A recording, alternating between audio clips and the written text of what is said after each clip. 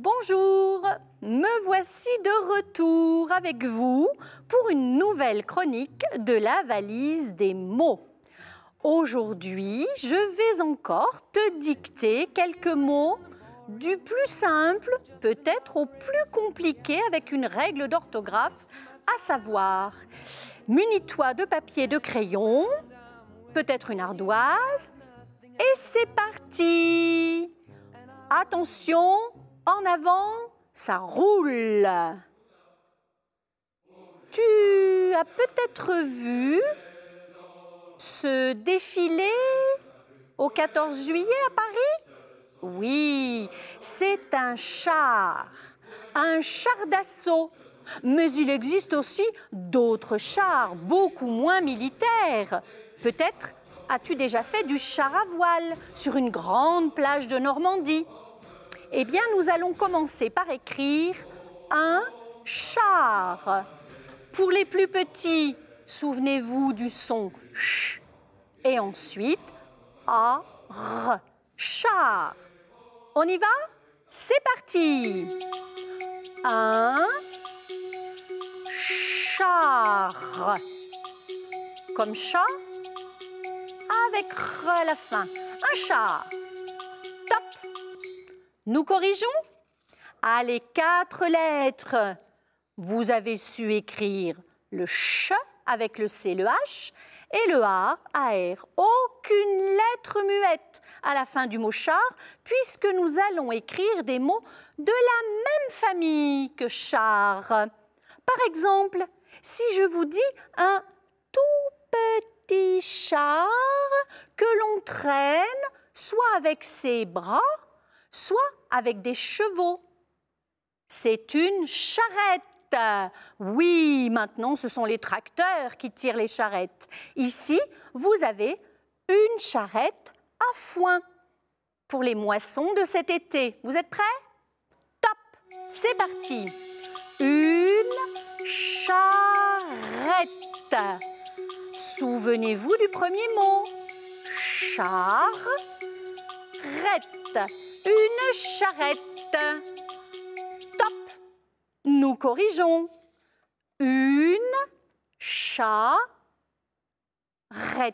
Et oui, il y a bien le mot char écrit intégralement et il faut doubler la consonne pour faire ensuite le suffixe rette. Et voulant dire plus petit, comme une fillette.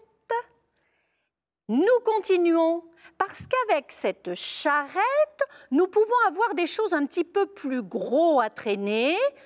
Par exemple, un chariot. Un chariot, quand vous faites vos courses, et oui, vous utilisez bien ce chariot dans votre supermarché. Savez-vous écrire un chariot? Chariot de la même famille que char et que charrette. Vous êtes prêts? Allons-y. Chariot. Alors, 2 pièges.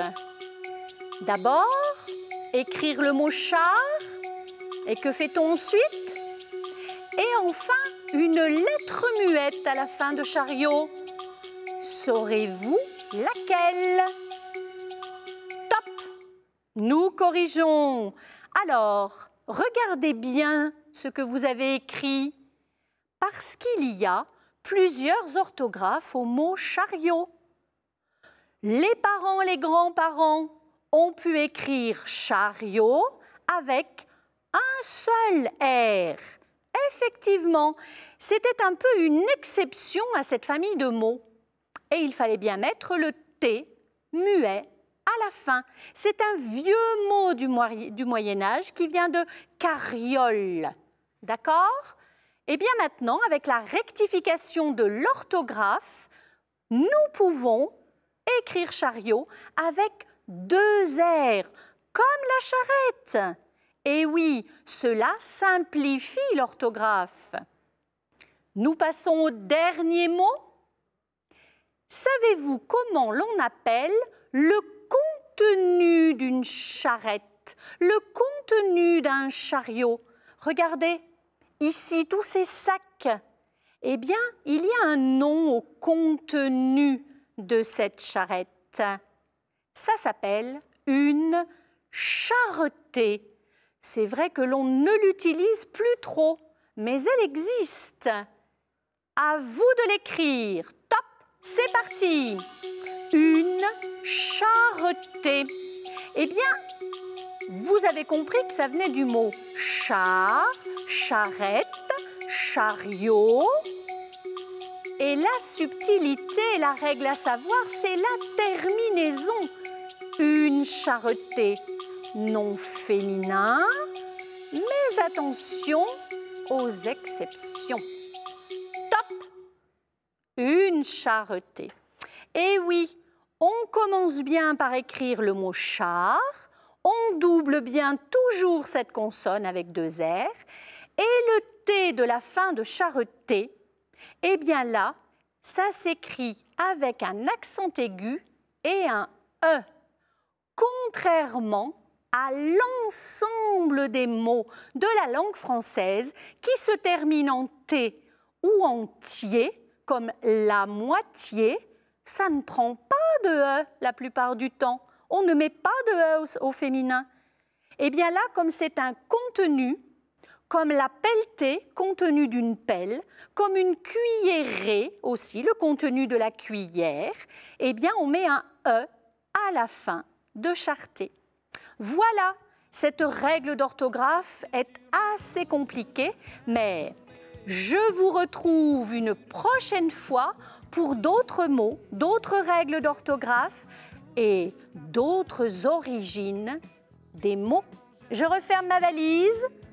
À bientôt!